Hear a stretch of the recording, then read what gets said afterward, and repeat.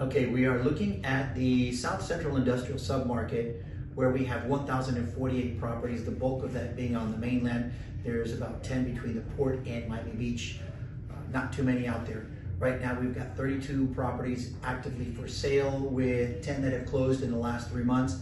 And as far as leasing, we have 38 that are actively for lease, where 5 leases have been signed in the last 3 months.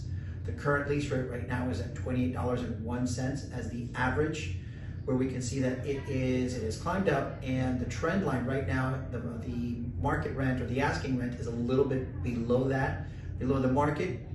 Something interesting that has happened throughout the leasing and the purchase that we're seeing is where the expectation was this was going to go up somewhere between the second and the third quarter of 2025. They're now extending that number all the way out into 2026. Not exactly sure if it's going to carry into 27. As far as the time on the market, that number is down. It is at 4 months. And the dollar per square foot on sales price is at $379 a square foot. That number is similar to the leasing. The expectation is that that number is going to carry its way through into 26, possibly into 27, versus what the anticipation was a while back. At the beginning of the year, we thought somewhere in the second and third quarter of this year, we were going to see those numbers go up. But as you can see from the trend line, it looks like it's coming down possibly a little bit, not a lot, but somewhat, and then continuing throughout the 2026 before it climbs back up again. As far as the dollar per square foot on the star rating, it seems like the smaller stuff is the one that is commanding the highest dollar per square foot. Turning towards the cap rate, we're at 5.6%. That is down from 5.7 from last year.